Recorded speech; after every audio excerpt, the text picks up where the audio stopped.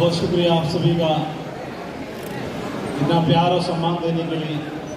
Thank you very much. शुक्रिया, बहुत बहुत धन्यवाद। Thank you. प्लीज़ बैठ जाइए। थैंक यू, शाबाश, थैंक यू। तो अभी बीच में आवाज़ आई थी कि आवाज़ नहीं आ रही, अभी आ रही पीछे? नहीं आ रही ना? तो नहीं आ रही तो फिर कैसे हाथ हिला रहे हो आप? आपको कैसे पता मैं क्या पूछ रहा हूँ? यही तो मैं चेक कर रहा था। अच्छा, ये कहना चाह रहे हो कम आ रही है ना? वो गर्मी की वजह से कम आ रही है ना? लेकिन ये कोशिश तो कर रहे हैं, लेकिन जब तक जैसी है उसी से काम चलाते हैं, क्या दिक्कत है? ठीक है। तो कुछ चीज़ ऐसी होती है जो हमारे हाथ में है ना, और कुछ चीज़ें ऐसी होती है जो हमारे हाथ में नहीं है। जैसे गर्मी को कम करना भी हमारे हाथ में नहीं है, परमात्मा के हाथ में है ना। लेकिन पसीना पहुंच रहा था हमारे हाथ में है। मैं तो यही सोच रहा था। कोई बात नहीं, ये थोड़ी सी कम हो गई आवाज़, पीछे के लिए थोड़ा सा हेल्प करिए। हेलो, सबसे पहले मैं बहुत बहुत धन्यवाद देना चाहता हूं आप सभी का, और जितना भी शुक्रिया अदा करूं आपके लिए उतना कम है। आपने इतना प्यार दिया, इतना सम्मान दिया, इतनी फूलों से स्वागत किया, और मैं ऊपर वाले परमपिता परमात्मा से आप सबके लिए प्रार्थना करना चाहता हूं कि जितना सम्मान आपने मुझे दिया उससे कई गुना ज़्यादा सम्मान का हकदार, फूलों का हकदार, तालियों का हकदार, मालाओं का हकदार पर मालिक आपको बनाए, ऊपर वाला आपको बनाए। आपके घर में बहुत सारी खुशियाँ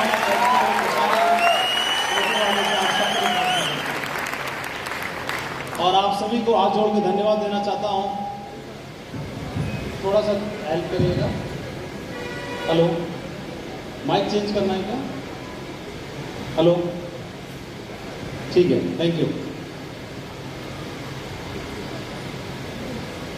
ब्रजभूषण यादव जी बोल रहे थे कि कुछ तारीफ में बोल रहे थे मेरे बारे में।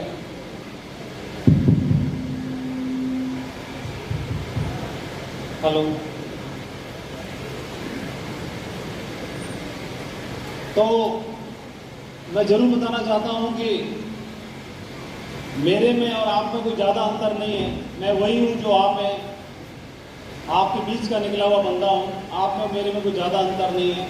कुछ भी सिखाने के लिए नहीं मैं यहाँ पर आया, और ना ही कुछ सिखाऊंगा।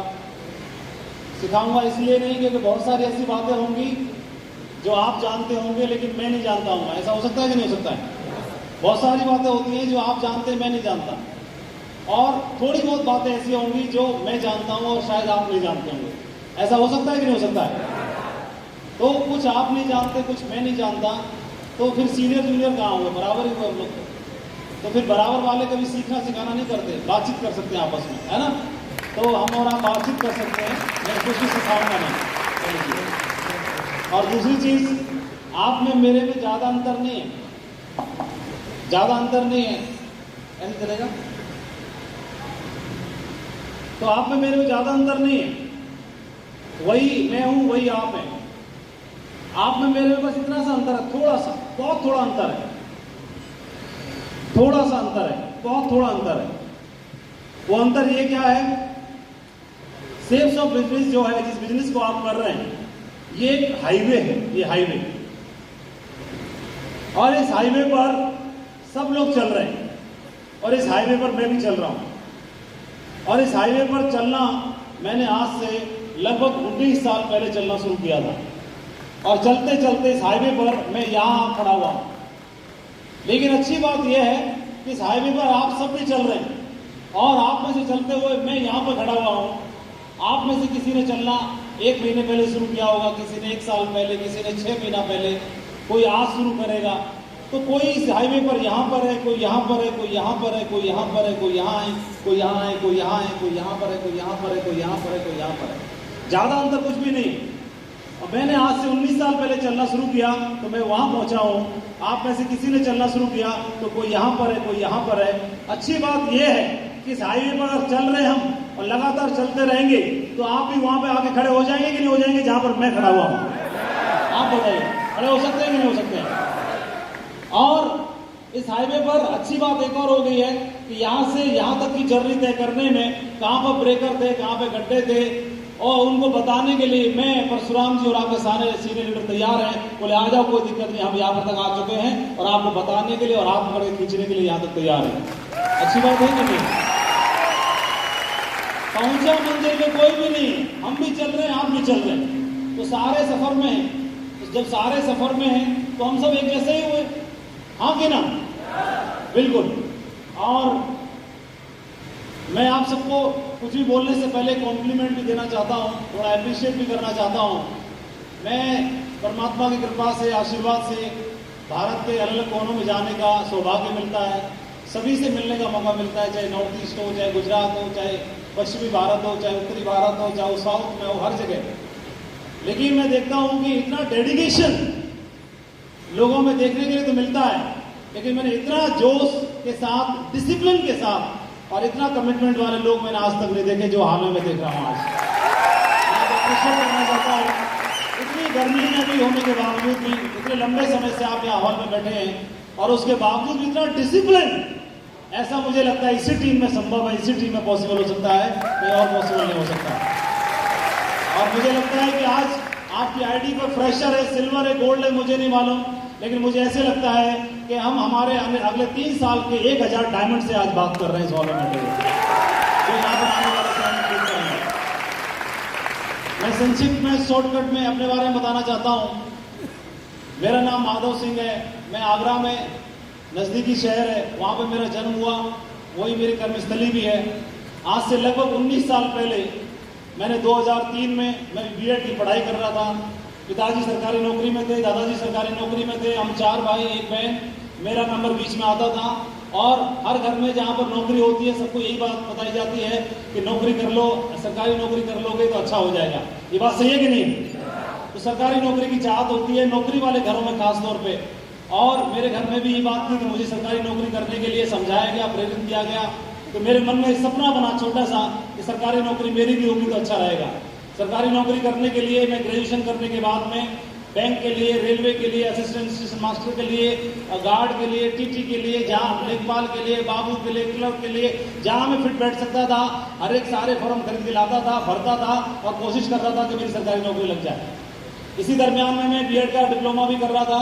मैंने सोचा कि सरकारी नौकरी नहीं लगेगी तो कहीं अगर नहीं लग पाई तो बीएड करके और एमएड कर लेंगे, पीएचडी कर लेंगे और उसके बाद में किसी अच्छे स्कूल में एडमिशन ले टीचिंग कर लेंगे, वहाँ से कुछ पैसा कमाएंगे और कुछ ट्यूशन पढ़ा के कोचिंग करके पैसा कमाएंगे और ऐसे करके अपना जीवन काट लेंगे। ऐसे मन में मेरी बात थी। और इसी दरमियान में बीएड की पढ़ाई कर ही रहा था तो मेरे को बिजनेस पढ़ते पढ़ते, डिप्लोमा लेते लेते बिजनेस देखने का मौका मिला।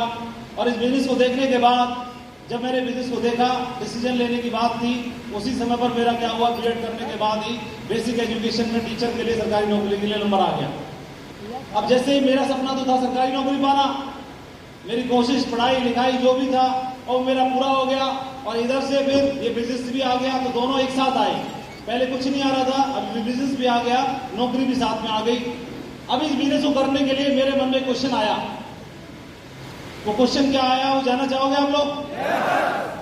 वो क्वेश्चन था कि मेरे को तो सरकारी नौकरी मिल गई, अब मेरे को क्या करने की जरूरत है? बात सही है कि नहीं?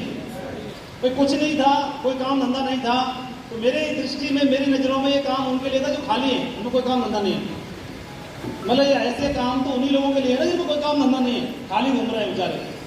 लेकिन जिसको सरकारी नौकरी मिल गई उसको करने की क्या जरूरत है? मेरे मन में क्वेश्चन आया। तो मैंने पूछा कि सर मेरे को तो नौकरी मिल गई, अभी मेरे को बिजनेस करने की कहाँ जरूरत है? तो उन्होंने मेरे को एक छोटी सी कहानी सुनाई। क्या वो आप सुनना चाहते हैं?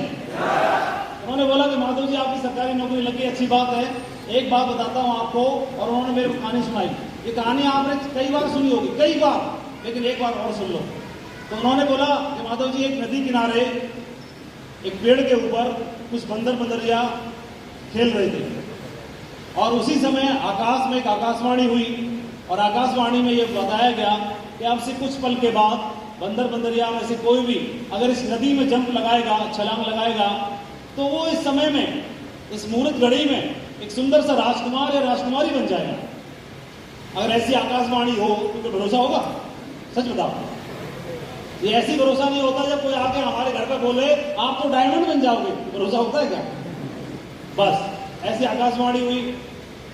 और उस आकाशवाणी इसको सुनने के बाद सारे बंदर बंदरिया ने सुना, किसी के कान में टस से मस नहीं हुई, लेकिन एक बंदर और पता नहीं उसकी क्या मूड आया और वो जंप लगा गया और जंप लगाने के बाद वो बंदर नदी में से एक सुंदर सा राजकुमार बन के बाहर निकला। इस सारी घटना को वहां पर उसी देश से एक राजकुमारी घूम रही थी, वहां पर शिकार के लिए आई हुई थी, और वो राजकुमारी ने सारी घटना को आकाशवाणी को सुना और सुनने के बाद वह उस जो बंदर राजकुमार बन चुका था उसके नजदीक जाती है और उससे सवाल करती है कि आप बताओ कि आकाशवाणी तो सबने सुनी थी, आकाशवाणी सबके लिए हुई थी, लेकिन आप अकेले क्यों कूदे? आपको ऐसा क्या बात लगी जिसकी वजह से आपने छलांग लगाई और आप सुंदर से राजकुमार बन गए? तो जो बंदर राजकुमार बन चुका था उसने उस राजकुमारी को जवाब दिया कि राजकुमारी साहिबा, आकाशवाणी में ये बोला गया था कि अगर कूदेंगे तो सुंदर से राजकुमार बन जाएंगे। आकाशवाणी में ये तो बोला नहीं गया था कुत्ता बन जाएंगे, भालू बन जाएंगे, कुछ और बन जाएंगे, गीदड़ बन जाएंगे। मैंने सोचा जंप लगा के देख लेता हूं, और अगर राजकुमार बन गया तो ठीक, ये बंदर तो पहले से हुई, नहा के निकल के बाहर आ जाऊंगा, है ना, ठंडे पानी में बाहर निकल जाऊंगा नहा के। और जैसे ही कहानी सुनने के बाद मैंने भी ताली बजाई ऐसे आपकी तरह, और तुरंत मेरे मन में एक बात आई। कौन सी बात जानना चाहोगे? मैंने सोचा कि मैं भी ऐसा करता हूं, छलांग लगा देता हूं, और डायमंड बन गया तो ठीक, नहीं तो मास्टर तो हुई, वो कहा जा रहा है, बोलो, है ना, मास्टर जी तो हुई ना, तो मास्टर जी बनते बनते टीचर बन गया मैं, तो टीचर तो मैं हूं, वो कहा जा रही है, तो डायमंड बन गया तो ठीक है। ये सोच करके मैंने इस बिजनेस को करना शुरू किया, और इस बिजनेस को करना शुरू किया। करते हुए मुझे लगभग 19 साल होने वाले हैं, अगले महीने मुझे 19 साल पूरे हो जाएंगे। मैंने जून 2003 में बिजनेस को ज्वाइन किया था, तो ये महीना कंप्लीट होने के बाद, और 19 सालों में मेरे जीवन में 360 डिग्री का परिवर्तन आया है। जो भी हम सोच सकते हैं, एक आदमी सोच सकता है, वह सारा चीज़ें इस बिजनेस के माध्यम से मुझे मिली हैं। और पैसे की दृष्टि से मैं फाइनेंशियल जो असेट्स हर आदमी जीवन में चाहता है वो मजबूत बने, वह मजबूती इस बिजनेस के माध्यम से मिली। इस बिजनेस में आने से पहले सर्कल बहुत छोटा था, वो सर्कल पूरे देश के लेवल पर बन गया। एक परिवार जो छोटा सा था 5-7 लोगों का, वो परिवार 40-50 लोगों का लाख लोगों का बन गया। पूरे देश में हर प्रांत में हर जगह पर आज सभी से हमारा एक फैमिली, आज भी हम अपने परिवार से फैमिली से बात कर रहे हैं। इस बिजनेस में आने से पहले मतलब कुएं के मेंढक थे, जितना हम जानते थे लगता था यही इतनी बड़ी दुनिया है, लेकिन फिर धीरे धीरे जानना शुरू किया, समझना शुरू किया, तो इस दुनिया के बारे में समझ में आया। और मैं 2-3 स्लाइडों के माध्यम से आप तक बात को पहुंचाना भी चाहता हूं। मैं यहाँ पर आज आपसे बातचीत करने का सौभाग्य मिला, इसके लिए मैं आप सभी के सीनियर लीडर्स को धन्यवाद देना चाहता हूँ। जितने भी हमारे सीनियर लीडर्स हैं, डायमंड क्लब है हमारा, उन सबको धन्यवाद देना चाहता हूँ। उनके माध्यम से आप सभी से दर्शन करने का मौका मिला।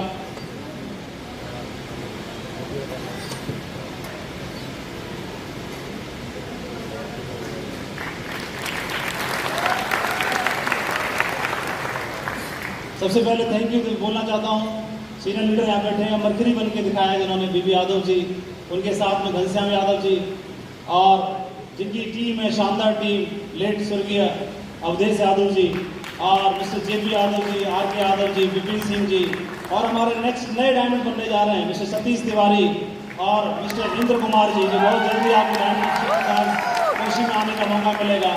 एक और डायमंड जिन्होंने जो खुद डायमंड तो बन रहे हैं, लेकिन उन्होंने ऐसा बीड़ा उठाया कि अपनी टीम में भी 3 डायमंड बना के दिखाए, और उनका नाम कोई और मिस्टर पन्नेलाल यादव जी, जो अभी डायमंड बनने जा रहे हैं। इनकी डायमंडशिप के कारण कोशी में आपको आने का मौका मिलेगा। और हमारे ढेर सारे साथी हैं जिन्होंने रूबी बन के दिखाया, ओपल बन के दिखाया, और जो बहुत जल्दी डायमंड होने वाले हैं।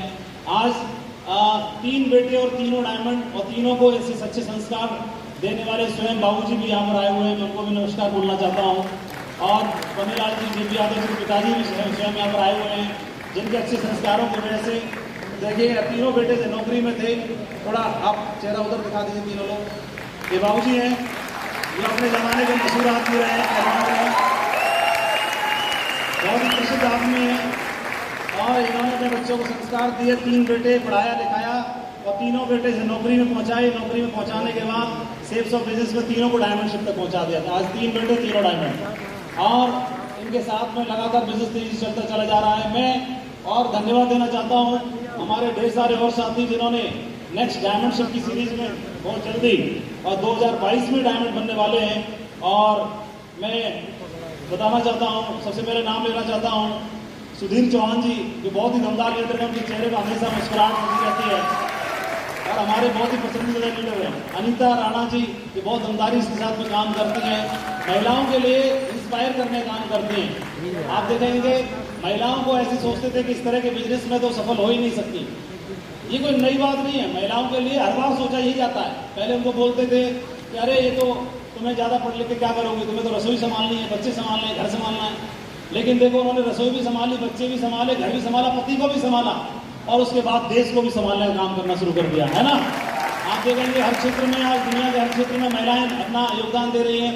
चाहे बॉर्डर पर जाने की बात हो, चाहे पायलट बनने की बात हो, चाहे आज ट्रैक्टर चलाने की बात हो, चाहे आज ट्रक चलाने की बात हो, फोर्स में जाने की बात हो, CISF में, CRPF में, RPF में, सिविल पुलिस में, फोर्स में, इंडियन आर्मी में, हर फोर्स में आज वो जा रही हैं, बॉर्डर पे पहुंच रही हैं, लड़ाकू विमान चलाने के लिए तैयार हो रही हैं, ओलंपिक में गोल्ड मेडल जीत के लेके आ रहे हैं, देश का नाम रोशन कर रहे हैं और घर को भी संभाल रहे हैं। तो हर क्षेत्र में आगे आ रही हैं, तो फिर सेफ शॉप में डायमंड बनने से कैसे चूक सकती हैं। और इसका विश्वास दिलाने के लिए अनीता राणा जी ने एमराल्ड बन के प्रूव कर दिया कि जब मैं बन सकती हूँ तो आप भी बन सकते हैं। तो जोरदार तालियां होनी चाहिए इनके लिए।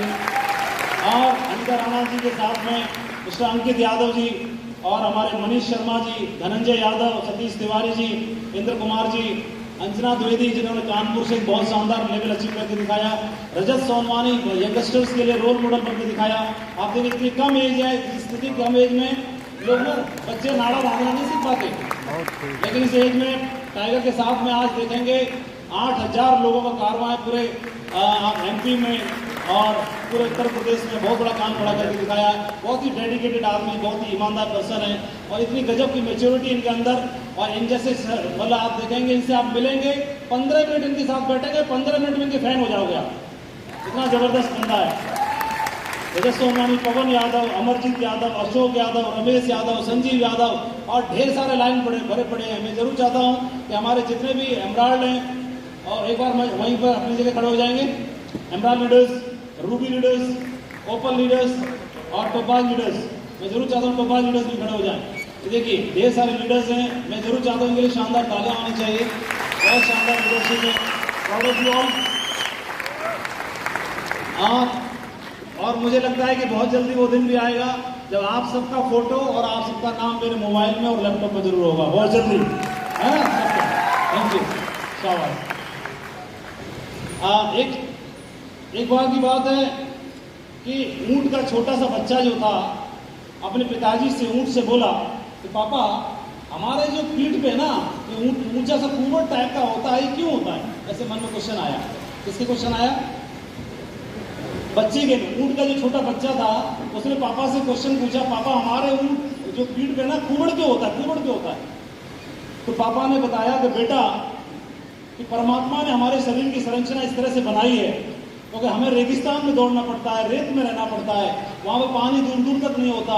तो जब भी पानी मिले तो इतना पी लो, प्यास बुझाओ और आप टंकी भर लो अपनी, इतना पानी स्टोर कर लो, संचित कर लो कि अगले 1 दिन, 2 दिन, 3 दिन, 4 दिन, 5 दिन, 1 सप्ताह तक भी हम बिना पानी के ही जीवित रह सकें और अपनी सेवा पानी अपने मालिक की कर सकें। परमात्मा ने हमारे शरीर को इस तरह बनाया है, इसलिए हम यहाँ पर पानी स्टोर कर लेते हैं, संचित कर लेते हैं।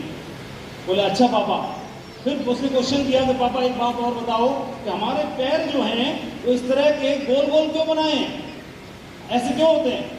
तो फिर पापा ने जवाब दिया कि बेटा हमको रेत में दौड़ना पड़ता है, रेगिस्तान में दौड़ना पड़ता है और रेतीली जमीन में दौड़ने के लिए हमारे पैरों की संरचना ऊपर वाले ने, भगवान ने ऐसी बनाई है कि हम रेत में भी आसानी से दौड़ सकें। परमात्मा ने हमको इसलिए ऐसा बनाया है। फिर उसने बोला कि पापा हमारी आंखों पे जो पलकें होती इतनी घनी घनी क्यों होती हैं, इतने बाल क्यों होते हैं? फिर पापा ने बोला कि बेटा क्योंकि जब हम दौड़ते हैं ना तो रेत उड़ता है रेगिस्तान में, जब रेत उड़ता है तो आंखों में न चला जाए, आंखों में जाएगा तो हम देख नहीं पाएंगे, तो पलकें हमारी आंखों की सुरक्षा करती हैं, इसलिए ऊपर वाले ने हमको ऐसा बनाया है। तो बोले पापा एक बात बताओ, जब परमात्मा ने हमें ऐसी आंखें दी हैं, ऐसे पैर दिए हैं, ऐसा शरीर की संरचना बनाई है, तो हम ये चिड़ियाघर में कर क्या रहे हैं? तो दोनों बाप बेटा चिड़ियाघर में बैठे थे। कहाँ बैठे थे? चिड़ियाघर में और बोले कि पापा हम यहाँ पे क्या कर रहे हैं, हमको तो रेगिस्तान में होना चाहिए। कहाँ होना चाहिए? रेगिस्तान में होना चाहिए। तो बेटा बोला पापा से, पापा हमें तो रेगिस्तान में होना चाहिए। परमात्मा ने जिस लायक हमको बनाया उसके हिसाब से वहीं पर होना चाहिए, लेकिन हम कहाँ पर हैं?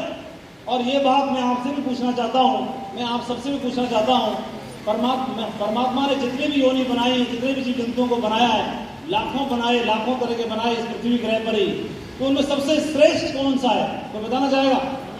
सबसे श्रेष्ठ कौन है? Human being. सबसे श्रेष्ठ कौन है? मानव। हम ये बात मानते हैं सभी लोग? सबसे श्रेष्ठ क्यों है? कोई बताना चाहेगा एक बात? सबसे श्रेष्ठ टॉप के हम क्यों हैं? किस वजह से? हम सबसे ताकतवर नहीं है, हम सबसे बड़े नहीं हैं आकार में, हम सबसे तेज नहीं दौड़ सकते, हम सबसे ज्यादा जंप नहीं लगा सकते, फिर भी आपने बोला श्रेष्ठ है। क्यों है? क्यों है? कौन बोलेगा? बोलिए क्यों है? हमारे अंदर सोचने समझने की शक्ति है। आप बोलो सर क्यों है? थोड़ा सर एक माइक की जरूरत पड़ेगी जेपी जी, आगे माइक लेकर रखो और 2-4 बार घूमने की जरूरत पड़ेगी। और कोई बोलेंगे थोड़ा तेज? हाँ, और कोई? सोचने की शक्ति हमारे पास में, ऐसा आपने बोला, ठीक है। और कोई? तेज दम लगा दो टाइगर। मेरे तक आवाज नहीं आई, क्या बोला उन्होंने? जैसा सोच सकते हैं वैसा कर सकते हैं। और आप बोलिए सर। सर हम दूसरे के अनुभव से उससे अच्छा कर सकते हैं, उसके अनुभव से खुद को निखार सकते हैं। हमारे अंदर सोचने समझने की शक्ति। अच्छा, आप सारा दिमाग की बात कर रहे हैं। जी सर, मेरे तक आवाज नहीं आई, सर की बात मेरे तक पहुंचाओ। सपने देख सकते हैं, हाँ। और बोले सबको हैंडल करने की क्षमता है। अच्छा, सब पीछे पहुंचाओ, जल्दी जल्दी करो, फास्ट करो। आपकी आवाज आ गई सर, कोई बात नहीं, ठीक है। और हार्दिक अभिनंदन करते हुए मैं आपका स्वागत करते हुए कह रहा हूँ कि मनुष्य एक ऐसा प्राणी है जो कि लिख पढ़ सकता है और सो सकता है, बुद्धि होती है। बुद्धि होती है, बुद्धि होती इसीलिए सबसे। अच्छा बोलो सर, बोलो। सभी लोग यही बोलना चाह रहे हैं कि हमारे पास दिमाग है। मनुष्य इसलिए सर्वश्रेष्ठ माना जाता है क्योंकि वो सोच भी सकता है, समझ भी सकता है, लेकिन हर जानवर और हर योनि निर्णय नहीं ले पाती। मनुष्य के अंदर इतनी क्षमता होती है कि वो सोचने और समझने के बाद निर्णय लेने की भी क्षमता होती है। चलो बहुत बढ़िया शाबाश। सभी लोग यही बोलना चाहते हैं मानव आज इसलिए श्रेष्ठ है ह्यूमन बीइंग, तो उसके पास मन है, बुद्धि है, दिमाग है, उसका इस्तेमाल कर सकता है। और वो शेर से ज्यादा तेज तो नहीं दौड़ सकता, लेकिन शेर को बांध के रख सकता है? या फिर शेर से ज्यादा तेज दौड़ने वाली मशीन बना सकता है, गाड़ी बना सकता है, रॉकेट बना सकता है, उड़ने वाला बना सकता है, और पूरी दुनिया को जीत सकता है। ऐसे आपने बोला? ये बोलना चाह रहे हैं आप लोग? हाँ, ऐसे हाथ बढ़ा के बताइए। सब यही तो बोलना चाहते हैं? बहुत बढ़िया, बिल्कुल यही बात। तो परमात्मा ने हमको मतलब $1 ट्रिलियन से भी ज्यादा कीमत का परमात्मा ने हमको मन मस्तिष्क दिया है, और उसको कुबड़ दिया पानी स्टोर करने के लिए। परमात्मा ने हमको दिमाग दे दिया इस पूरी दुनिया को जीतने के लिए। जब दिमाग दे दिया और ये सबके पास है, तो आप बताओ उसका इस्तेमाल हम कर कहाँ पे रहे? कर हैं कहाँ पे? जो सही जगह परमात्मा ने बनाई है, क्या उस सही जगह पर हम हैं? ये क्वेश्चन अपने आप से। मौका मिला, बोला ठीक है, कहीं नहीं मिली। एक बार कोशिश की सिपाही की भर्ती में, नहीं दौड़ पाए, नहीं भर्ती हो पाए, छोड़ो यार, पूरी दुनिया कहीं नहीं सेलेक्ट होती। सपना देखा बच्चे ने। आप देखो किसी भी जहाँ पेरेंट्स बैठे हैं, कक्षा 4 में 5 के बच्चों को क्लास में चले जाना, किसी भी बच्चे को खड़ा करके पूछ लेना बेटा क्या बनना चाहते हो, तो कोई बोलेगा मैं IPS ऑफिसर बनना चाहता हूँ, कोई बोलेगा मैं सिंगर बनना चाहता हूँ, कोई बोलेगा मैं ओलंपिक में मेडल लाना चाहता हूँ, कोई बोलेगा मैं ऑफिसर बनना चाहता हूँ, कोई बोलेगा पायलट बनना चाहता हूँ, कोई बोलेगा डॉक्टर बनना चाहता हूँ, कोई बोलेगा इंजीनियर बनना चाहता हूँ। वो तो कभी नहीं बोलेगा जिसमें हम काम चला रहे हैं, कभी नहीं बोलेगा। और वही हम भी थे।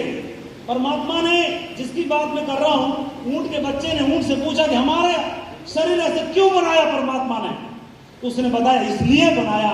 और परमात्मा ने आपको और हमको सबसे श्रेष्ठ क्यों बनाया, तो आपने बोला कि परमात्मा ने हमको श्रेष्ठ इसलिए बनाया क्योंकि श्रेष्ठ बनने के लिए हमारे को परमात्मा ने ये दिया ये, और इसके दम पर हम कुछ भी कर सकते हैं।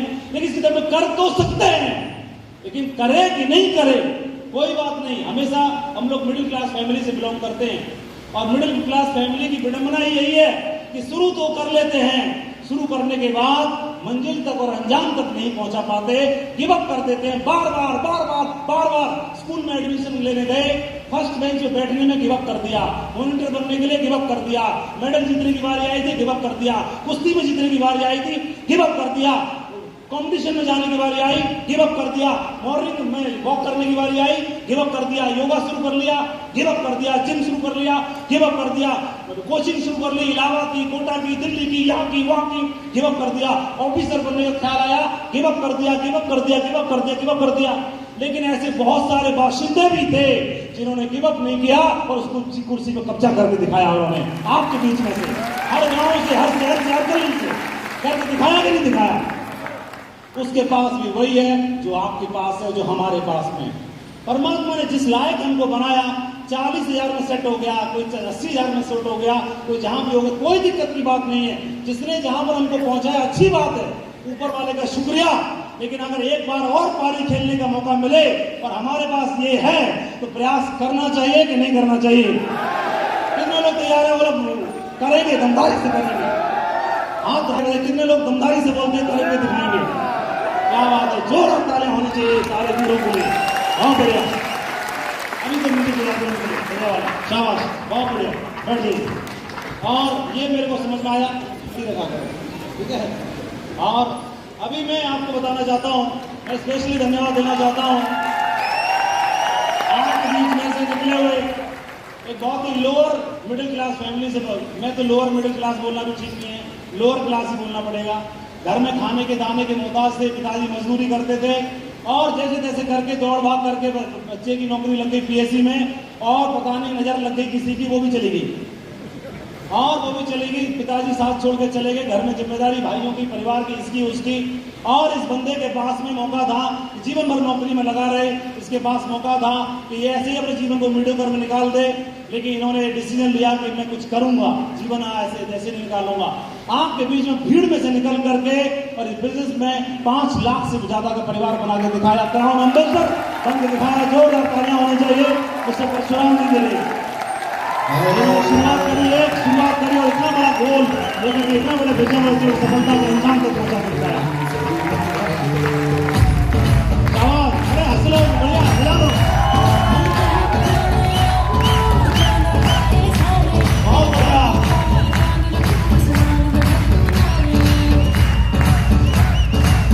बहुत बढ़िया।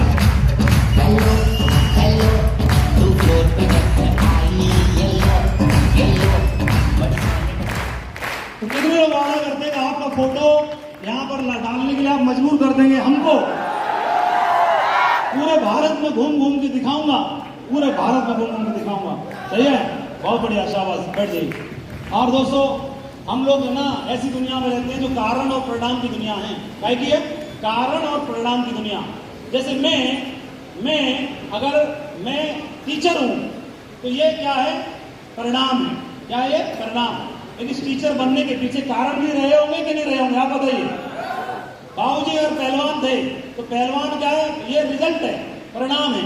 लेकिन इस परिणाम के पीछे कारण भी रहे होंगे कि नहीं रहे होंगे? बोलो हाँ कि ना।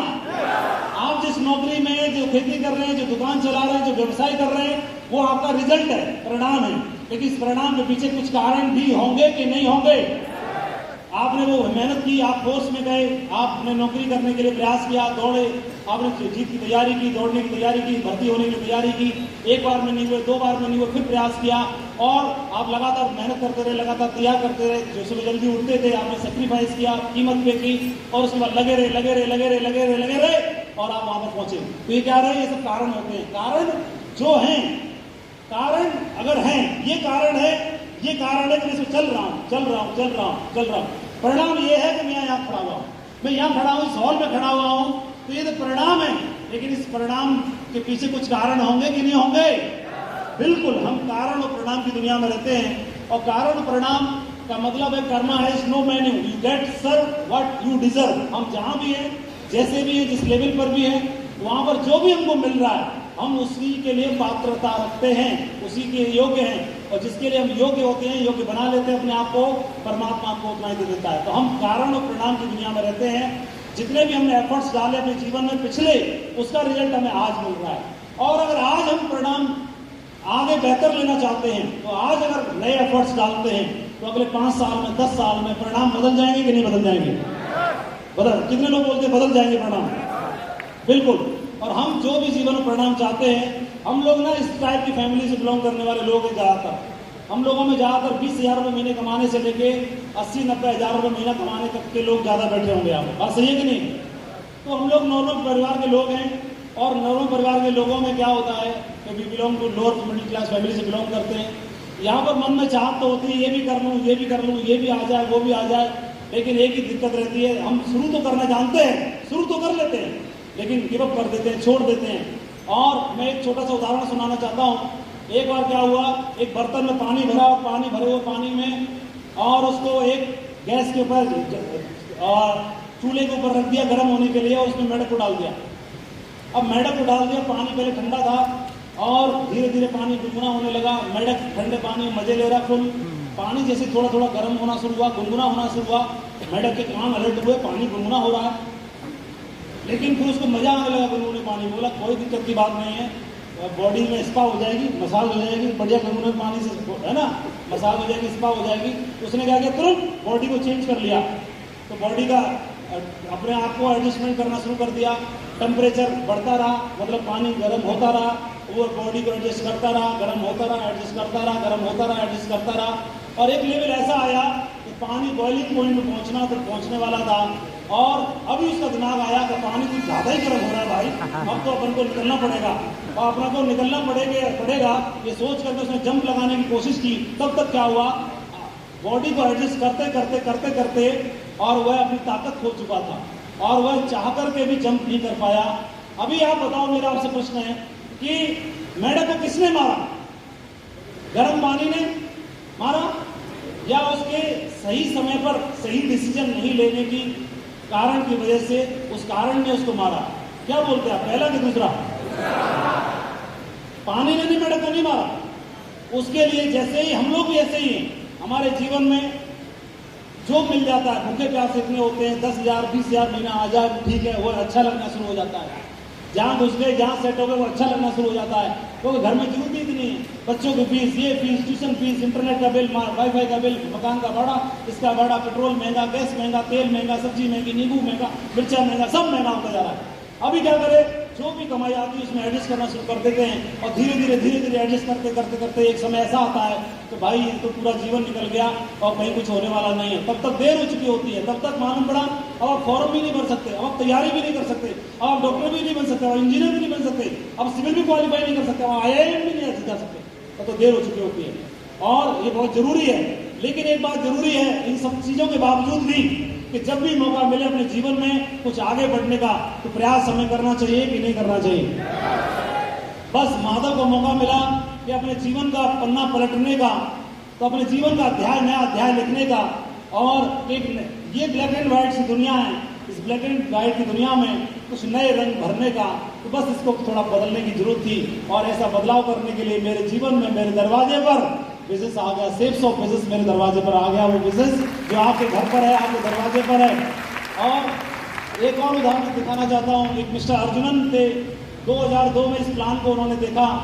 देखने के बाद इस बिजनेस को जैसे तैसे करके ज्वाइन किया। ज्वाइन करने के बाद और उनकी आर्मी में थे, आगरा में पहले पोस्टिंग थी, तब उन्होंने ज्वाइन किया।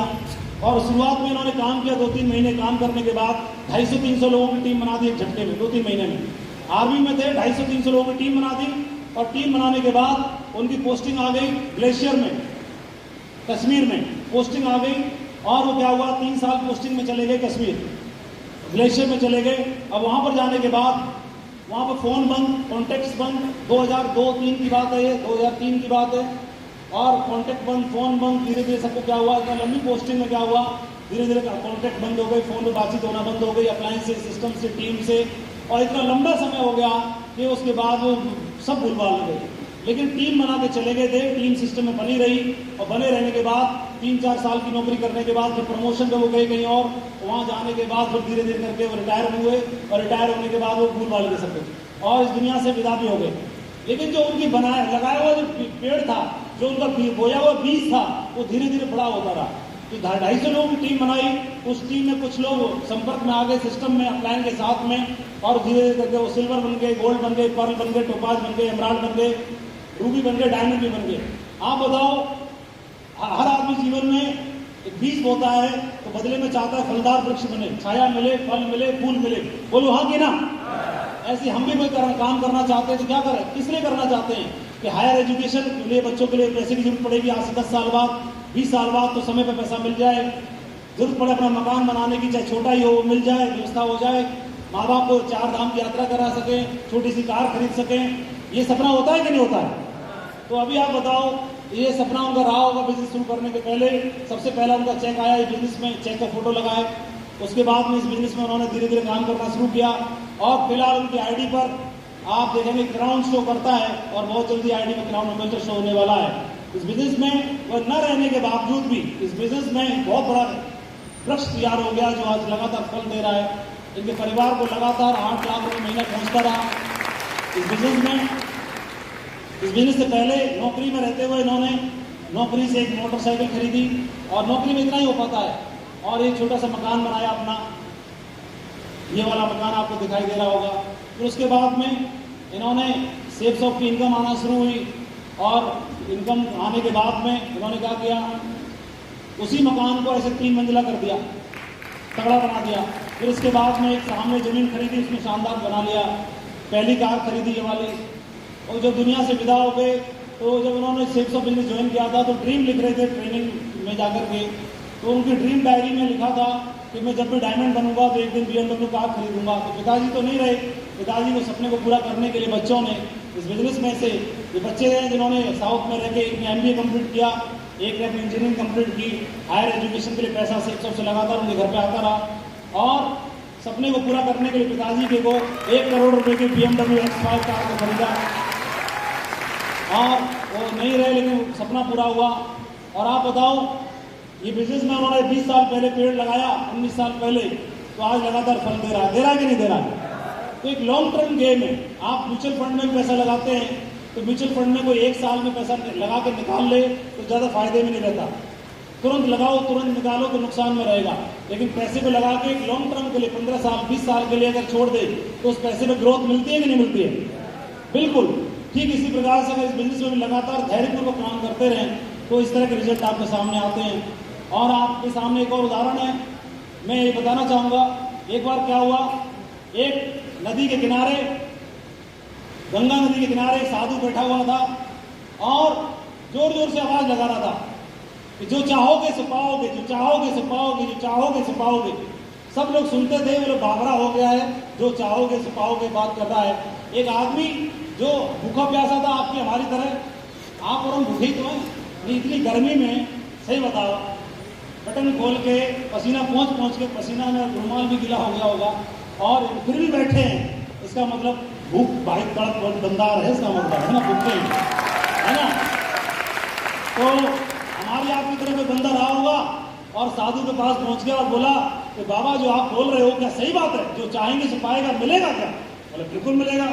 तो उन्होंने ऐसे उससे क्वेश्चन पूछा और उसने बोला कि बाबा मेरे जीवन में इच्छा है कि मैं ना एक बहुत बड़ा व्यापारी बनना चाहता हूं और मेरे मन में ऐसी इच्छा है। उसने साधु से पूछा तो उसने बोला कि मैं बहुत बड़ा हीरो का व्यापारी बनना चाहता हूँ। तो साधु ने क्या किया, बोला कि ठीक है एक काम करो कि मैं तुमको एक हीरा और एक मोती देता हूँ, एक हीरा और एक मोती देता हूँ और इस हीरे से मन चाहे जितनी हीरे बना लेना और मोती से मन चाहे जितने मोती बना लेना। ऐसे करके बाबा ने बोला। बोले ठीक है लाओ, दोनों हाथ आगे करो ऐसे। तो बाबा ने, साधु ने मुट्ठी बांधी अपनी और सामने हाथ, खाली हाथ में ऐसे रख दिया और बोला कि ले जाओ। और साधु ने बोला कि हथेली आगे बढ़ाओ और हथेली को बंद कर लेना और मैं दुनिया का सबसे अनमोल तुम्हें हीरा दे रहा हूँ और इस हीरे को, सबसे अनमोल हीरे को कहते हैं समय। इससे तुम जितने भी चाहो उतने हीरे बना सकते हो। और दूसरे हथेली को उन्होंने रख दिया, मैं सबसे दुनिया का सबसे कीमती मोती दे रहा हूँ, और इस मोती को कहते हैं धैर्य। इसको भी हाथ में संभाल कर रखोगे तो इन दोनों के दम पर तुम कितने बड़े भी व्यापारी बन सकते हो। हमारे बिजनेस में भी बिल्कुल दोनों चीजें लागू होती हैं। कि बिजनेस में थोड़ा लगातार प्रयास करोगे, लगातार एफर्ट्स डालोगे, थोड़ा समय लगेगा और थोड़ा पेशेंस भी लगेगा, धैर्य लगेगा, लेकिन दोनों के दम पर न बल्कि आप जहां परशुराम जी बैठे हैं, जहां कृष्ण जी बैठे हैं, जहां घनश्याम जी बैठे हैं, वहां बैठ सकते हो, बल्कि आप इस भारत में कोई से भी मंच का आप हकदार बन सकते हो, किसी भी लेवल का हकदार बन सकते हो। दुनिया में आप देखेंगे नई जनरेशन के बच्चे बीटेक एमटेक करके गोल्ड मेडलिस्ट बनना चाहते हैं, कोई डिग्री लेके आना चाहता है, कोई यूपीएससी में क्वालिफाई करके, कोई नीट क्वालिफाई करके, कोई कुछ और क्वालिफाई करके अफसर बनना चाहता है या डॉक्टर बनना चाहता है। चाहते तो सब हैं, प्रयास भी कर रहे हैं, कुछ ही लोगों को सफलता मिल रही है, ये भी देख रहे हैं, और बाकी सारे लोग फिट कर दे रहे, गिव अप कर दे रहे हैं। लेकिन सबके पीछे आप बताओ, आज मैंने डिसाइड किया, आज मेरा मूड हुआ सुबह जगह, चलो एक काम करता हूँ, यूपीएससी क्वालिफाई कर देता हूँ, तो कल जाकर फॉर्म खरीद लाऊं और परसों यूपीएससी क्वालिफाई हो जाएगा क्या? नहीं, हम लोग नॉर्मल परिवार के लोग हैं। दो तरह के परिवारों में से यूपीएससी में सबसे ज्यादा फाइट कर रहे हैं। दो फैमिली में से सबसे ज्यादा लोग डॉक्टर बन रहे हैं, दो फैमिली में सबसे ज्यादा गोल्ड मेडलिस्ट बन रहे हैं। कौन? तीन तरह के लोग हैं इसमें, तीन तरह के लोग हैं, एक हायर क्लास, एक लोअर क्लास और एक मिडिल क्लास। ये हायर क्लास के बच्चे, इनकी तैयारी कक्षा 1 से ही शुरू हो जाती है। कक्षा 1 से इनकी परवरिश उसी प्रकार से होती है, तैयारी उसी प्रकार से होती है। हायर क्लास में क्यों होती है? क्योंकि इनके पास खोने के लिए कुछ है खोने के लिए, नाम है, सम्मान है, इज्जत है, पैसा है, सब कुछ पहले से है, और इसको बरकरार बनाए रखने के लिए इनकी परवरिश पहले दिन से होती है, और ये लोग निकालते हैं, ऐसे निकालते हैं। दूसरी कैटेगरी जो सबसे ज्यादा निकालती है वो है तीसरी वाली, लोअर क्लास। इनका खोने के लिए कुछ भी नहीं है, कुछ भी नहीं है खोने के लिए, करो या मरो। और आपने देखा होगा सिविल सर्विस को क्वालिफाई करने वाले ढेर सारे बच्चे बिहार से, पूर्वांचल से, इधर से उधर से बच्चे निकल रहे हैं कि नहीं निकल रहे? जिसकी कमर टेढ़ी नहीं होती वो कौन है? वो है मिडिल क्लास वाला। जिसको कमर टेढ़ी होने पर तुरंत दर्द हो जाता है, इसको कोटा जाकर के कल जाकर परसों भागने का दिल करता है, इलाहाबाद जाकर के उस इलाहाबाद का पानी सूट नहीं करता, दिल्ली का खाना सूट नहीं करता उसको, उसका बदहजमी हो जाती है। ये कौन है? ये मिडिल क्लास वाले। क्यों? क्योंकि इनके बदन पे कपड़ा है, शाम के खाने की व्यवस्था है, ट्यूशन की व्यवस्था है, कोचिंग की व्यवस्था है, पैसे की व्यवस्था है, कोई दिक्कत की बात नहीं है। इसलिए इसको हर चीज में तकलीफ है, लेकिन दो कैटेगरी को कोई तकलीफ नहीं है। लेकिन अगर ये लोग भी, कुछ लोग ठान लेते हैं लोग, तो ठानने वाले बंदे ये लोग इंप्रूव करके दिखाते हैं नहीं दिखाते हैं। तो ये हमें थोड़ा समझना पड़ेगा, इसको कैसे करना चाहिए। मैंने पूछा सर मैं इसमें इतिहास लिखना चाहता हूँ, तो उन्होंने बोला कि माधव जी एक उदाहरण समझो। तो ऐसे उदाहरण उन्होंने समझाया कि मान के चलो अभी हमारे भारत में चल रहा है कि 2 बच्चे सबसे अच्छे, तो आप फैमिली प्लानिंग करेंगे, 2 बच्चे, बोले बढ़िया, ये बोले आप हैं और ये आपकी मैडम है, ऐसे मेरे को बताने लगे। ये बोले मैं, ये आप हैं और ये आपकी मैडम है, और ये वाली बात आप अपने पे फिट कर लेना, ये आप हो और ये आपकी मैडम है। मैडम की तरफ तो देख रहे हो, अपनी तरफ भी देख लेना पहले। हाँ, और ये दोनों आपके चुन्नू मुन्नू हैं, दोनों ये रहे। अरे 2 चुन्नू मुन्नू हैं और आप कमाते हो 50,000 रुपये, ठीक है जी, 50,000 सैलरी है, तो 50,000 सैलरी में दोनों चुन्नू मुन्नू खत्म हो जाएगी कि नहीं हो जाएगी? बराबर खर्च हो जाता। अभी ये गिलास दूध पिएगा तो ये भी पिएगी कि नहीं पिएगी? ये ट्यूशन पढ़ेगी तो ये भी पढ़ेगा, दोनों को बराबर प्यार करते हैं हम तो, है ना, बराबर करते हैं। अगर मान के चलो बिना प्लानिंग के किसी के घर में तीसरा बच्चा आ जाए, तो कमाते तो हम लेकिन 50,000 है, और बिना प्लानिंग के तीसरा वाला आ गया तो प्रमोशन यहाँ तो हो गया भाई, 2 के 3 इधर हो गए, लेकिन सैलरी में प्रमोशन तो हुआ नहीं, वहां तो 50 ही है अभी भी। फिर क्या करोगे? तो क्या बोलोगे इसको? वो भाई हमारे पास बजट नहीं है, तेरे को हम एक काम करते हैं, मंदिर की सीढ़ी पर रखाते हैं, अनाथ आश्रम में रख लेते हैं। ऐसे करते हैं भाई? क्या करते हो आप लोग? चलो आ गया तो छोड़े, तो इसको भी दूध पिलाएंगे, इसको भी प्यार करेंगे, इसको भी पढ़ाएंगे लिखाएंगे। तो हम क्या करते हैं, 50,000 डिवाइडेड बाई, पहले 2 था, अभी कितना हो जाएगा? डिवाइडेड बाई 3, बोले 17 बांट दे तीनों में। तो इसको भी हम प्यार करते हैं, इसको भी हम समय देते हैं, इसको भी पढ़ाते हैं लिखाते दूध पिलाते हैं। लेकिन अगर तीनों बच्चों को पढ़ाया लिखाया 20 साल तक, और 20 साल पढ़ाने लिखाने के बाद ये क्या बोलता है, ये पहला दूसरा क्या बोलता है, पहला बोल रहा है, ये बोल रहा है पहला वाला कि मैं तो सिविल सर्विस में ऑफिसर बनूंगा, दूसरी बोल रही मैं तो डॉक्टर बनूंगी पापा। दोनों को पढ़ाया लिखाया तीनों को, और 20 साल के बाद क्या बोल रहे हैं, 20 साल के बाद अभी भी बोल रहा है यूपीएससी का वादा हुआ था, भाई क्या हुआ, बोला हाँ पापा कोशिश कर रहा हूँ और फॉर्म भर रहा हूँ। तो बेटी को बोला तूने नीट क्वालिफाई करने का वादा किया था, क्या हुआ बेटी, डॉक्टर बनी। तो ये अभी भी बोल रही है पापा फॉर्म भर रही हूँ, बकवास कर रही है। और तीसरे वाले से बोलो छोटू से, तो वो भी यही बोलेगा तो नौकरी के लिए फॉर्म भर रहा हूँ। लेकिन अगर मान के चलो किसी के घर में तीसरे बच्चे को नहीं भी आया तो सेफ सॉफ्ट वाले बच्चे को अगर गोद के रूप में ले लें, सेफ सॉफ्ट को मान लेंगे तीसरा बच्चा है हमारा सेफ सॉफ्ट को, और अगले 20 साल के लिए गोद ले लें, 20 साल के लिए, तो 2 ही बच्चे हमारे को हो गए चुन्नू मुन्नू, और तीसरा बच्चा हमारा कौन सा हो गया, छोटू, कौन सा, सेफ सॉफ्ट। अब जितना खर्चा इस पे, इतना इस पे, इतना ही इस पे, इतना प्यार इसको, इतना प्यार इसको, इतना ही प्यार इसको, इतना समय इसको, इतना समय इसको, और इतना ही समय इसको, बिना किसी भेदभाव के अगर तीनों बच्चों को लगातार एक जैसा पाला और 20 साल पाला, तो मैं आपसे जवाब चाहता हूं, पहले बच्चे से 20 साल बाद पूछोगे पता नहीं वो सेलेक्ट हुआ कि नहीं हुआ, दूसरे वाले से पूछना कि 20 साल बाद वो भी सेलेक्ट हुई कि नहीं मालूम नहीं है, लेकिन तीसरे वाले से पूछना, छोटू से, सेफ सॉफ्ट से, 20 साल बाद भाई क्या हुआ, तो वो जवाब देता है कि लोग आईडी खोल के देखो पापा, पापा लोग आईडी पे यूनिवर्सल क्राउन एम्बेसडर दिखाई दे रहा है, खोल के देखो। पहली चीज। दूसरी चीज कि दादाजी चले गए ऊपर, वो बोल के गए थे कम से कम मरने से पहले 50 बीघा 100 बीघा खेत होना चाहिए, जाके कागज उठा के देख लो 100 बीघा खेत पूरा हो चुका है। और किसी का खेत का सपना है, किसी का सपना है कि बेटी बोला मेरी दीदी डॉक्टर बनना चाहती है और वो अगर नीट क्वालिफाई नहीं कर पा रही तो पता करो कितने लगाएंगे, 1 करोड़ 1.5 करोड़ ले जाओ, कराओ एडमिशन, कोई चिंता की बात नहीं है, बनाओ डॉक्टर उसको, कोई चिंता की बात नहीं है। तो वहां का भी बैकअप मिल गया और आप सपना भी पूरे हो गए, घर भी बन गया। अगर ये हमने कर लिया तो एवरी डे रिवार्ड डे बन सकता है कि नहीं बन सकता है। तो इसकी हमें तैयारी करनी है और इसको उतनी शिद्दत से पालना है तो बहुत बड़ा काम खड़ा हो सकता है। तो तैयार हैं हम लोग सेफ सॉफ्ट की शानदार शुरुआत करने के लिए? दोस्तों बहुत ही पावरफुल बिजनेस है। करना क्या है इसमें? मैंने पूछा कि फ्रीडे में करूंगा, तीसरे बच्चे की तरह पालूंगा। अब दिमाग में करना क्या है? तो करने के लिए है क्या? इतनी जो अच्छी चीज है तो उसको, अच्छी चीज को तो प्रमोशन करने की जरूरत थोड़ी पड़ती है, वो अपने आप प्रमोट होता है, अपने आप।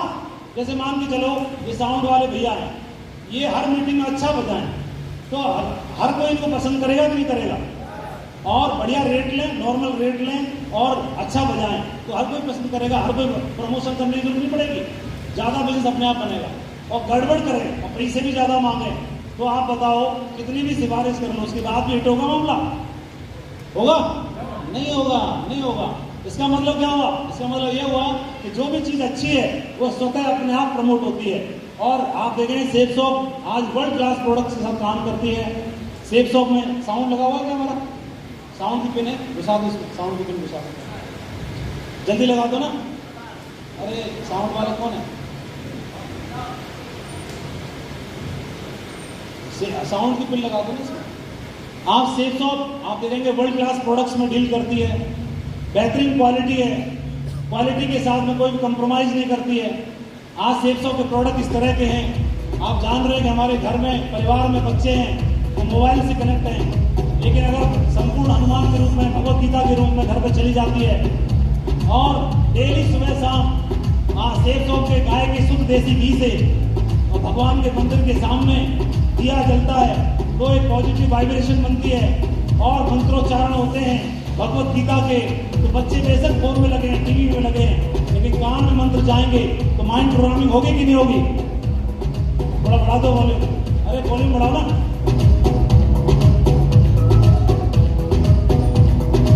थोड़ी सारी हो जाए, छोटी छोटी।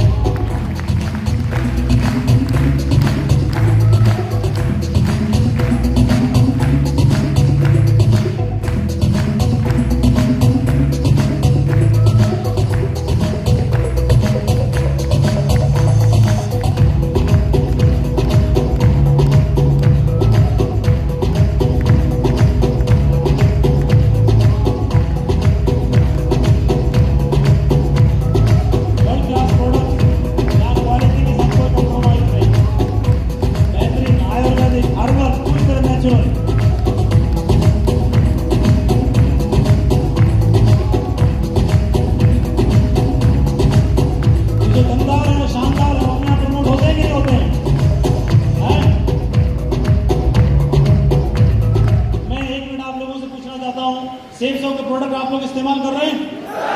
फायदा हो रहा है? हो रहा है कि नहीं हो रहा है? कोई बताना चाहेगा? माइक है, थोड़ा माइक, अरे चालू वाला माइक में। सेफ सॉफ्ट के प्रोडक्ट आप लोग इस्तेमाल कर रहे हैं कि नहीं कर रहे हैं? कर रहे हैं?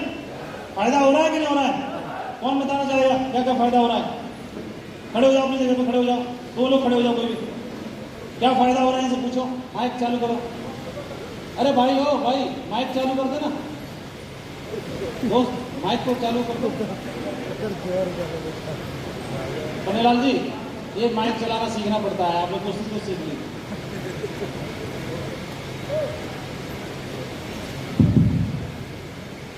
हेलो, सेफ सॉफ्ट आप बहुत सारे प्रोडक्ट इस्तेमाल कर रहे हैं। कोई टूथपेस्ट इस्तेमाल कर रहा है, कोई नोनी का इस्तेमाल कर रहा है, कोई डायवा केयर इस्तेमाल कर रहा है, कोई भगवत गीता घर में इस्तेमाल, घर में उसमें चल रहा है, मंत्रोच्चारण हो रहे हैं और बच्चों में अच्छे संस्कार जा रहे हैं। इस तरह के ढेर सारे प्रोडक्ट आप इस्तेमाल कर रहे हैं। सेफ सॉफ्ट का सूट पहन रहे हैं, रेमेड्स का जो बढ़िया ब्रांडेड है। तो जो प्रोडक्ट है इतना टाइम तो इसी में लगा दिया। आप लोग फायदा आप देखेंगे, आप लोगों के बीच के ढेर सारे लोग हैं जो फायदा उठा रहे हैं, इसका प्रमोशन करिए दमदार तरीके से, और जहां भी जिसको जैसे फायदा मिल रहा है इसके बारे में बताइए।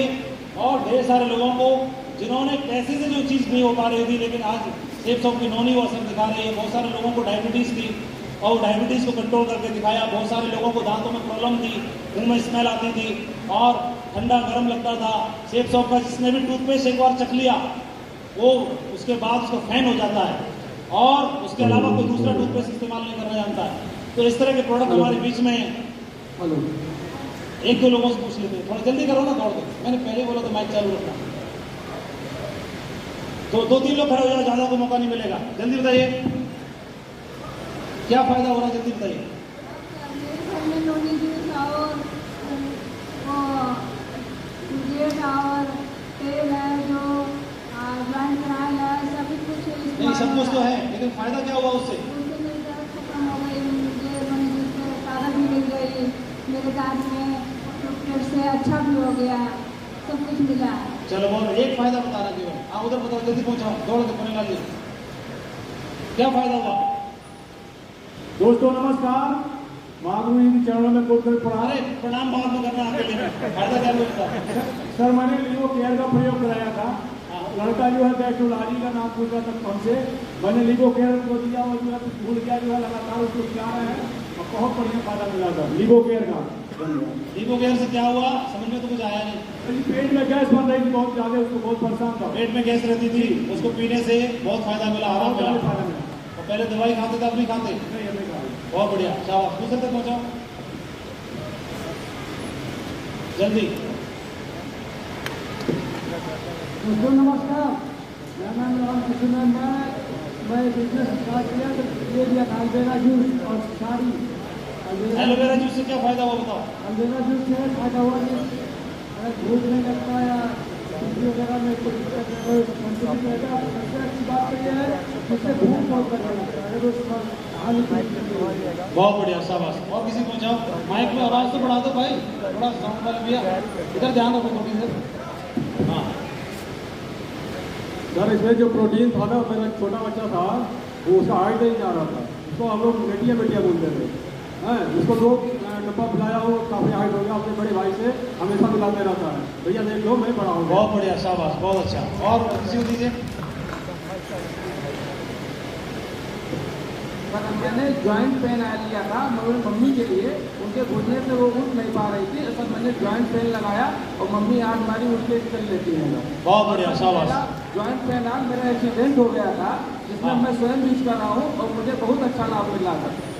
अच्छा, बहुत बढ़िया, शाबाश। देखो हमारे पास समय की कमी है, आप देखें, आप प्लीज, आप ये लास्ट है राजेश साहब, चौधरी साहब के ताले हो जाए।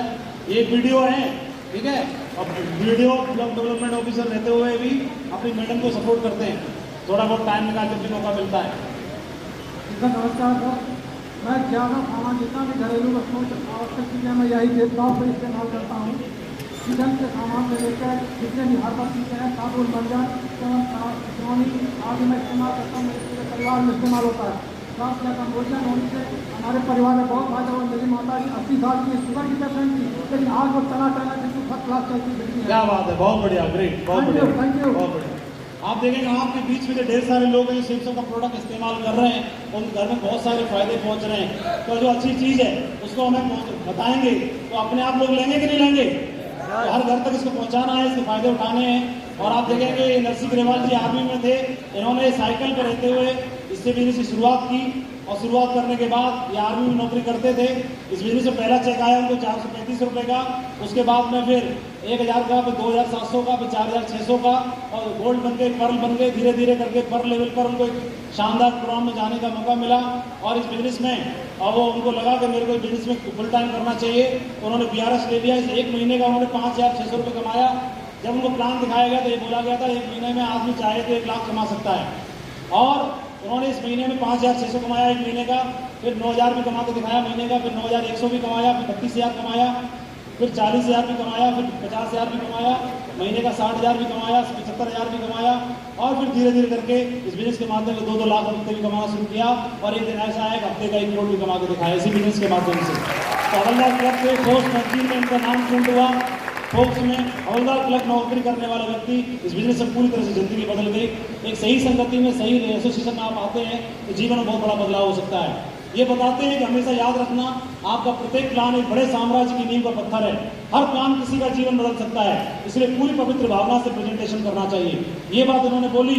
और देखिए एक प्लान कितना बड़ा जीवन बदल सकता है, इसका मैं आपको दिखाना चाहूंगा कि एक प्लान कितना बड़ा जीवन बदल सकता है। ब्रजभूषण यादव जी को PSC में 30 बटालियन में टेंट में रहते हुए परशुराम जी ने प्लान दिखाया। गोंडा में एक प्लान दिखाया, ये नहीं मालूम था एक प्लान से साम्राज्य बनेगा, लेकिन एक प्लान दिखाने के बाद इतना बड़ा साम्राज्य बना, 1 लाख लोगों का परिवार बना। तो सिर्फ एक प्लान, ये नौकरी कर रहे थे उसी यूनिट में, उसी 30 में जहाँ पर परशुराम जी नौकरी करते थे, उनको प्लान दिखाया और दिखाने की वजह से इतना बड़ा साम्राज्य बना, आप देखेंगे। और इस बिजनेस में शानदार, घर में परिवार में बहुत सारी खुशियाँ हैं। पहले XUV 500 खरीदी, फिर XUV 700 खरीदी, और जितनी भी 700, 900, 1000, 20,000 जितनी आएंगी सब खरीद डालेंगे, क्योंकि सेब सब देती बना जाता था दौड़ तरीके से। और इसके बाद में आप देखेंगे इन्होंने एक प्लान दिखाया ब्रजभूषण यादव जी ने घनश्याम यादव जी को। एक प्लान एक नहीं होता, वो लाख में भी कन्वर्ट हो सकता है।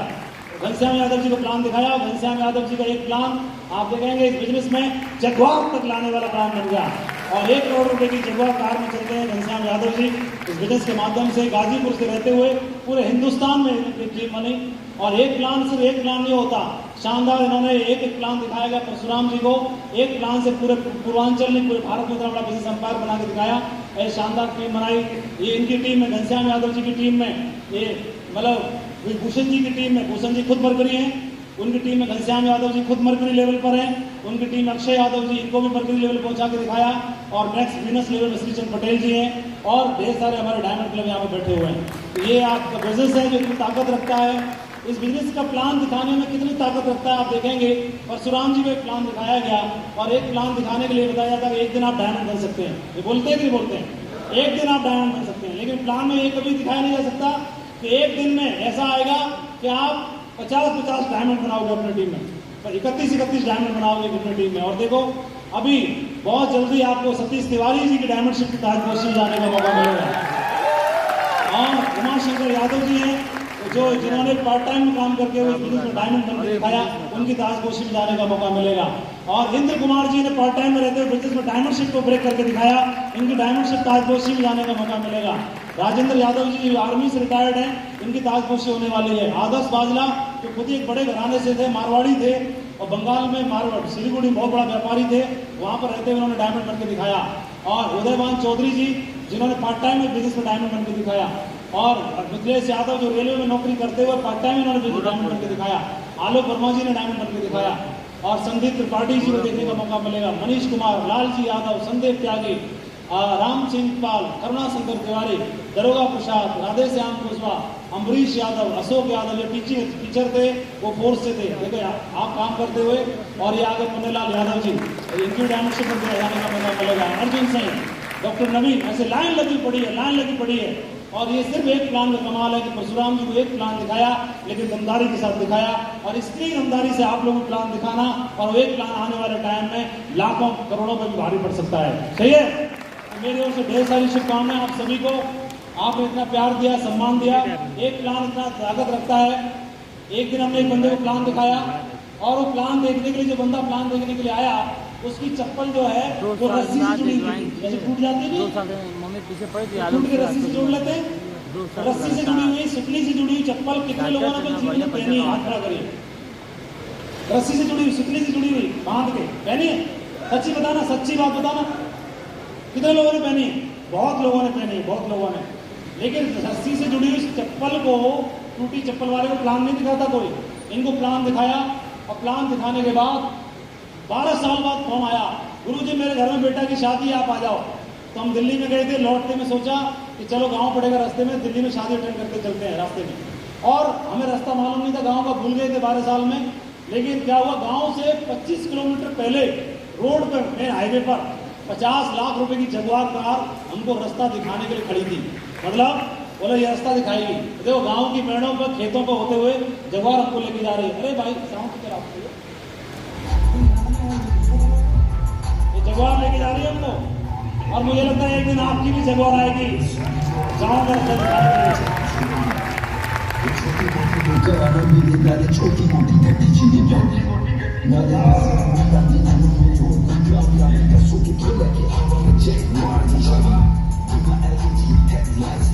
गाँव में जा रहे, गाँव में।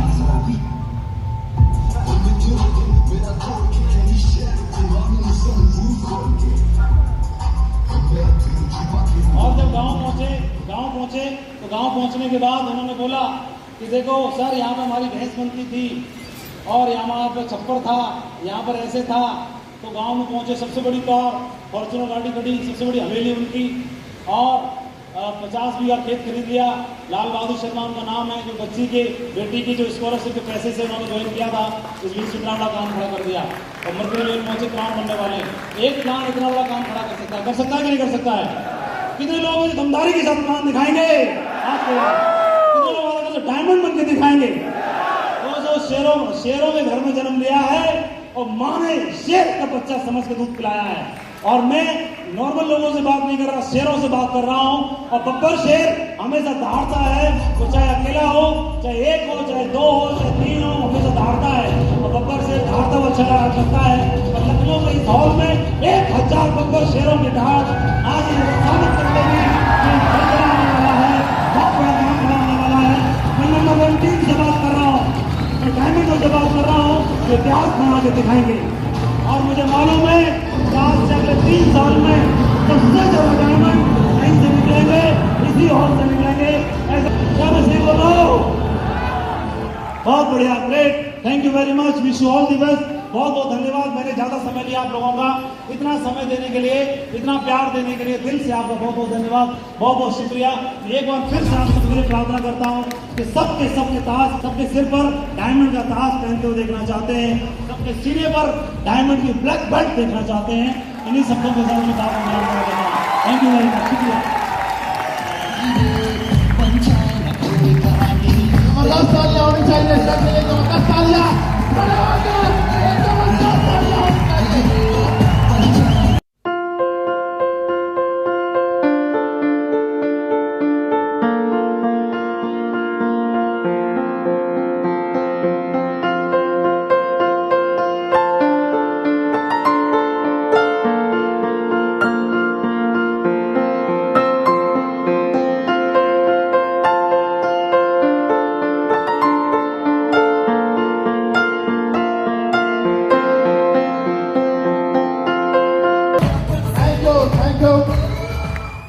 महागुरु जी ने आज पूरा दिमाग की नसें हिला दी।